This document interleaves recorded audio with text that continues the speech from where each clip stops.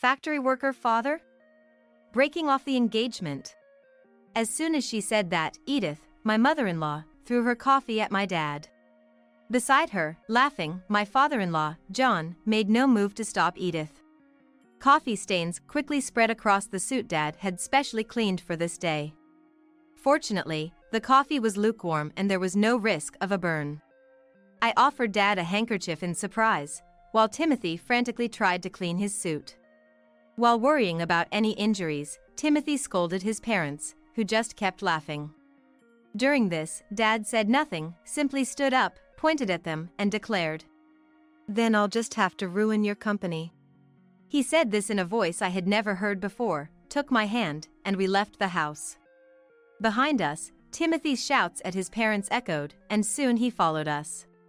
"I'm terribly sorry. I'll make sure my parents apologize later." "No need. It's over. We're cutting ties," he said somberly, patting Timothy on the shoulder. "My name is Penelope, a 26-year-old office worker. My family has a bit of a unique situation. I grew up without a mom. She passed away when I was young, and Dad raised me single-handedly. Despite being busy as a factory manager, he never missed a school event. He'd often rush back to work after these events, but I've always respected him deeply for it. During college, I dated Timothy, who was 2 years my senior. He was gentle, sincere, and popular at university. Despite knowing it was a long shot, I confessed to him, and he accepted. However, Timothy had his worries, mainly about his parents. He spoke of them only in vague terms, never delving into details. It seemed there was some conflict with them, but I didn't press, though it troubled me. Still, Timothy himself was flawless, so our relationship continued.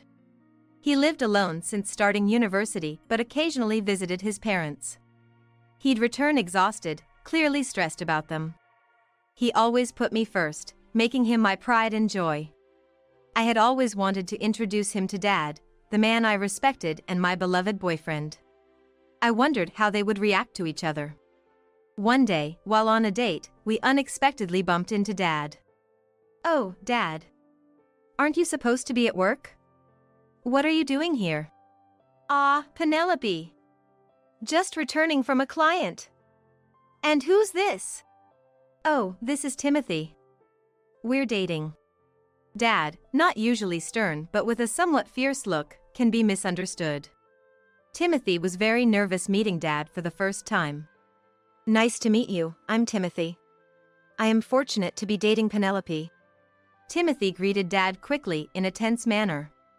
Dad warmly accepted him, chatting and laughing with him. "So, you're Penelope's boyfriend. Don't be so nervous. Take good care of her." "Yes, I will. Thank you." As they continued talking, Timothy's nervousness faded, and they got along well.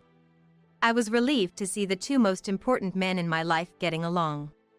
I had worried about Dad's reaction, but he had to return to work. So we parted ways. After Dad left, I turned to Timothy, who seemed to be in a daze. When I asked what was wrong, he suddenly became excited. "That was really your dad, right?" I was puzzled by his unexpected words, but since it was the truth, I answered without hesitation. "Yes, that was my dad." "Is there something wrong with that?" "Right, that makes sense, that was him, huh?" He crossed his arms and seemed lost in thought for a while. Curious, I decided to ask him what was on his mind. "What are you thinking about so hard? Did you not like him?" "No way, that's not it. I do like him, but, well." His hesitant reply was all I got, and any further questions were evaded. I became anxious as he wouldn't tell me the reason. I wondered if, despite his words, he actually found it hard to get along with my dad. And so, I began to worry unnecessarily. A few days later, Timothy called me out, saying he had something important to talk about. Maybe because of the recent meeting with my dad, I felt unusually nervous as I went to our meeting spot. When I arrived at the cafe, he was already there. Through the glass, I could see him looking downcast. This deepened my anxiety, but I decided to act cheerfully anyway. As I entered the cafe and approached him slowly, I said, "Timothy, sorry, did you wait long?" I crept up behind him and spoke, tapping his shoulder, which startled him. "Penelope, you scared me." Startled, he caught his breath as he saw me. And I was surprised to see how much I had startled him. He had been that deep in thought. Sitting opposite the still gloomy him, I placed our order. His continued gloom only increased my anxiety. Desperate to hear what was on his mind, I spoke to him. "Hey, Timothy. What's bothering you so much? Didn't you like my dad?" When I asked, Timothy looked up and immediately denied it. "No, not at all. I actually respect your dad. That's why my. He stopped mid-sentence and looked down again, causing me to sigh. Realizing I had no choice but to press for an answer, I asked directly. "If you have a problem, I want to know. What's troubling you?" He took a deep breath as if making up his mind, then began to share. "I have something to tell you about my parents. It's a long story, but I need you to hear it all." The story he shared was shocking. According to him, his parents lacked grace and only judged people by their education and jobs. He had suffered a lot because of them, as they habitually interfered with his life. Whenever he introduced a girlfriend, they would criticize her and drive her away. The women would leave, often in tears, breaking up with him. That's why he wanted to marry me, but was troubled about bringing up his parents. But that's not a problem. We just don't have to involve them after getting married, and endure only during the marriage proposal. Dad seemed to like Timothy, so what was the issue? "I don't mind about that, it's okay. Dad liked you too, so don't worry." "Really? That makes me happy. When I first met your dad, I was shocked to see how different he was from my own parents. I thought, if I marry Penelope, I'll become the son of such a great dad, even if it's just by marriage. But getting married means your parents become mine too, and I couldn't make up my mind." He brightened up when I mentioned Dad liked him, but then he sighed deeply again. However, an idea seemed to strike him, and he looked up, apologizing. "When we go to my parents to announce our marriage, can your dad come with us? I want them to know such an admirable person exists. It might not change them immediately, but I hope it will make them rethink." "Okay. I'll talk to Dad. But I wish you had told me this more straightforwardly." "Oh, sorry. I'll properly do it now."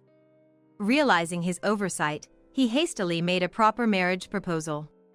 Having accepted his proposal, I decided to discuss it with Dad. Initially reluctant, Dad agreed to join us for the marriage proposal visit after Timothy asked. We then coordinated with Timothy to schedule a visit to his parents.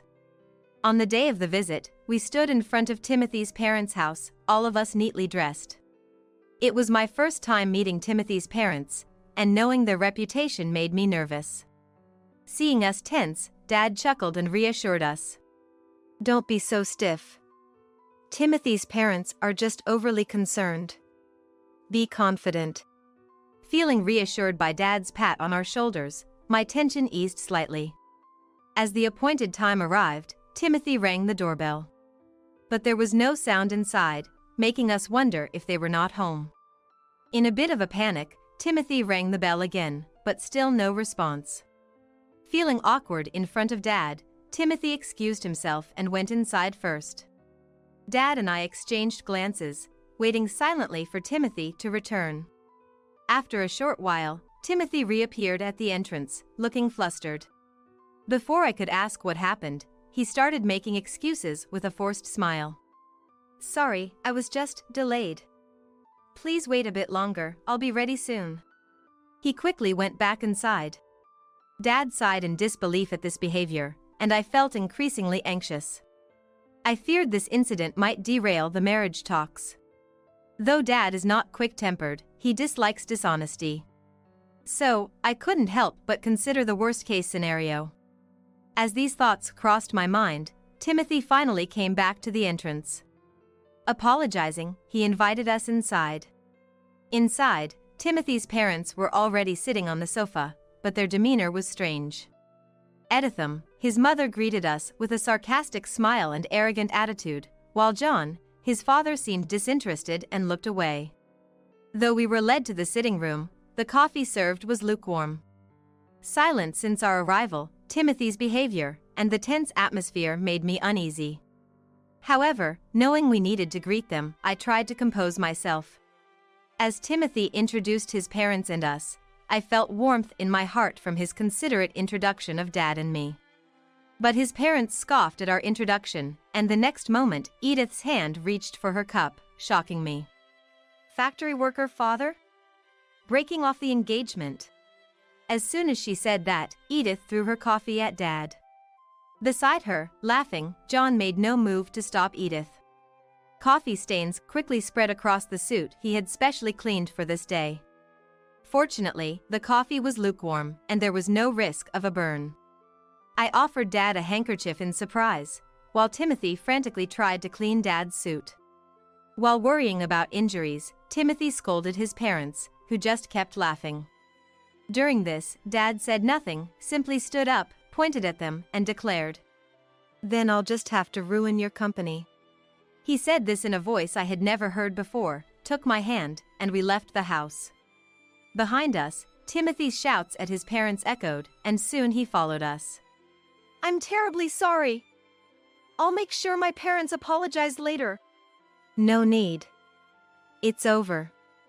We're cutting ties," Dad said somberly, patting Timothy on the shoulder. Then we went back to our house with Timothy, and Dad immediately changed his clothes. Meanwhile, Timothy earnestly apologized outside Dad's room, with Dad's troubled voice occasionally heard. But I was too shocked by Edith's actions to pay much attention to anything else. From the moment I saw their faces, I knew getting along would be difficult due to their arrogant attitude. But I never expected them to do something like that, and I was furious that they belittled Dad. Sitting on the living room sofa and clenching my fists, I kept replaying the earlier events. I knew getting worked up wouldn't help, but I couldn't help myself. Eventually, Dad came into the living room after changing, followed by Timothy, who immediately apologized to me. "Penelope, I'm truly sorry. I had no idea they would do something like that, let alone belittle someone. I'm really sorry, I did a terrible thing." Timothy probably knew it wasn't something easily forgiven. The fact he didn't ask for forgiveness showed his sincerity. This made me feel like I should apologize to him. I took Timothy's hand, who was on his knees, and apologized. "I'm sorry too for saying something so thoughtless without knowing anything. I never expected it to turn out like this." Then I turned to Dad to offer my deepest apology. "Dad, I'm sorry too. My careless suggestion led to this mess." Dad just looked down and shrugged his shoulders in response to my apology. It's no wonder he didn't say anything. This situation was unexpected for everyone here. But this meant his earlier words might actually come true. I decided to ask him directly about his intentions. "Dad, what you said to them earlier, was that true? Are you really planning to ruin their company?" In response to my question, Dad looked at Timothy and then nodded firmly. "Yes, it's true. I do intend to do it. His company's performance has been poor, and I've been thinking about what to do with it. It's a good opportunity to cut it off." Dad's eyes were serious and unwavering. He is the owner of a factory, a well-known leading local company where he started as a worker. He first worked as a worker at this factory. He gave up his dream of becoming a painter after Mom passed away to raise me alone. Working tirelessly in the factory, his hard work was recognized, and he climbed the ranks. Eventually, he was favored by the previous president and promoted repeatedly. When the previous president, or rather, the former factory manager, wanted to retire, Dad was chosen to take over. The factory owns several subsidiaries, and one of them is managed by John, Timothy's father. This was revealed during the earlier greeting. John should have recognized this, but he failed to, as Edith acted first, before Timothy introduced him in detail. Timothy just wanted to say that Dad worked in the factory, which is the parent company of John's. But Edith and John's prejudice led to this unfortunate situation. If they had listened properly, this might not have happened. Dad said John's company seemed to be mismanaged. This could potentially affect Dad's factory, so he had been considering what action to take. I was thinking of layoffs to improve management, but I'd rather avoid that if possible. It seemed like the right time to make a cut. He smiled troubledly, probably not wanting to lay off employees. Regret tinged his words. After saying this, he turned to Timothy and said in a low voice, "I've decided to do it, but it means your parents will be in trouble. It's harsh, but are you sure you're okay with this?" Faced with this question, Timothy hesitated for a moment but then looked Dad in the eye and replied, "I've already cut ties with them. They did unforgivable things. They need to atone for it, and I want them to reflect on this incident and everything else. More than that, I have a request.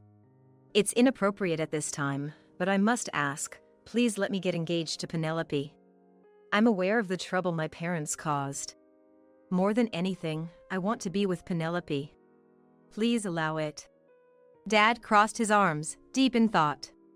It may seem inconsiderate right after such an incident. However, moved by Timothy's fervor, I also pleaded with Dad. "I also ask you, Dad. Despite everything, I want to be with Timothy." After hearing our pleas, Dad hummed for a bit before shaking his head as if resigned. "If both of you feel the same, then it's fine. But there's a condition. Your parents are business owners, after all. I want to know what will happen to their employees. If you can't answer that, your marriage is off." Dad said this and sent Timothy out, not even glancing at me before returning to his room. A few days later, Timothy came with a plan regarding John's company's employees. He had promised Dad beforehand and was discussing it when I returned from work. Apparently, Timothy had listed potential new jobs for all the employees and was showing it to Dad. "So, I would like to ask, albeit presumptuously, for these employees to transfer to your company. I hope to support their employment there, contributing to the business's growth." Timothy was earnestly requesting Dad to hire them. "And I know it's selfish, but I would like to join the company too. I'll work without salary until their work stabilizes and shows results. I want to compensate for the shortcomings with my work and salary. Once that's done, I'd like to marry Penelope." Timothy seemed to blame himself for the company's downfall. He wanted to work hard as a lubricant in the situation. I was just learning now that our marriage would be delayed, but it seemed unavoidable. "Welcome back, Penelope. You heard, right? I'm sorry for deciding something so important on my own. But I couldn't be happy just myself." "That's too much, Timothy. Dad, let me join the company too. I'll work alongside Timothy, so please accept his proposal." As I said this, Timothy tried to stop me. But I refused to back down and desperately begged Dad. While we were doing this, Dad remained silent. But after our repeated pleas, he finally unfolded his arms and quietly nodded. Meanwhile, Timothy's parents hadn't apologized yet. Dad had been waiting these past days, but that was coming to an end. "Time's up," he muttered, beginning preparations to take over John's company. Time passed, and John's company finally collapsed. Then, Timothy received a furious call from his parents, and the three of us were summoned to their house. When we arrived at their home, it was crowded with people. They were all protesting the company's collapse, shouting angrily. John probably hadn't explained anything to the employees. By calling us there, it seemed they intended to shift their own blunders onto us. As soon as they spotted us, they began pointing and accusing. "Look there! They're the cause of everything, not me. They destroyed the company, not me. It's true. Especially that woman, she seduced our son and ingratiated herself with his father. We're the victims here. So stop making such a fuss." As Timothy's parents ranted, trying to deflect from themselves. Although he got angry with his parents saying whatever they want, he was trying to soothe the protesting crowd. Please wait, everyone. Yes, my father's company collapsed, but it's because of those two. And I've arranged job placements for all of you. Please hear me out. The crowd gradually quieted down, and they began listening to us. Timothy read out each person's name, informing them of their next job. The former employees, who realized that they won't get laid off, seemed relieved. After announcing everyone's new positions, Timothy's parents started causing a scene. Hey, Timothy. What about us? Why ignore us? Tell us our job placements. If you do, we'll forgive that man and even approve your marriage to that woman. Ignoring their wailing, Timothy began explaining the circumstances of the company's downfall. The former employees, who realized that they won't be laid off, seemed relieved. Which is why I'm truly sorry for the trouble. Thanks to our generous president, your jobs are saved. Please, let's start anew without anger. Turning to Dad, Timothy gave an expression of gratitude. We've caused so much trouble. Thank you for indulging our selfishness. I promise to work diligently. The former employees, moved by Timothy's actions, also appreciate to Dad. Amidst this, his parents were the only ones dissenting. Don't be fooled. That man destroyed the company, and she instigated it. Face reality. You've lost your jobs because of them, right? Just because they've helped you now doesn't mean you should lose sight of the truth. Despite their desperate appeals, no one paid any attention to Timothy's parents. Especially after hearing the whole story from Timothy earlier. Even Dad ignored their words. As the former employees looked on, hoping for reassurance, Dad told them that he would inform them of the details later, which brought voices of relief. The employees left the house. Once everyone was gone and it became quiet, Timothy's parents started complaining about how they couldn't live anymore. The company's collapse means we'll lose this house, which was the collateral. Yes, exactly. Where are we supposed to live now? Timothy sighed in exasperation at his parents, who were determined to blame us. It's obviously your own fault. Maybe it's time you learned a bit of self-reflection. He rebuked them, but it seemed they had no intention of listening. Unable to bear it anymore, I finally burst out in anger. After all the trouble you've caused Timothy, getting carried away because you were business owners. Isn't this all because you only cared about titles? My words prompted them to retort. But Dad intervened, not letting them speak. A business owner is responsible. Taking responsibility is part of the job. Do your last duty properly. Receiving a stern scolding from each of us, they were left speechless. Leaving the two of them behind, we departed from there. Eventually, they lost everything: the company, the house, and the land. They didn't offer any compensation to the former employees and seemed to have dodged the issue. However, having lost everything, they ended up arrested for Dash. They contacted Timothy for help, but he coldly refused, having cut ties with them. They're probably in jail now. Since then, we've received no contact from them. Even if they got out, they still had to atone for their actions towards the former employees. Timothy and I quit our jobs and joined Dad's company. For the first few months, we lived off our savings and worked without a salary, as promised. One day, we met some of the employees from Timothy's parents' company.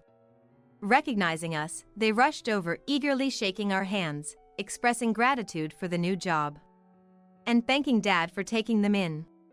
They thanked Timothy for arranging it and thanked me for my help. I didn't remember, but I had helped them with some documents when they first joined. Grateful for everything, they left, saying they'd continue to work hard.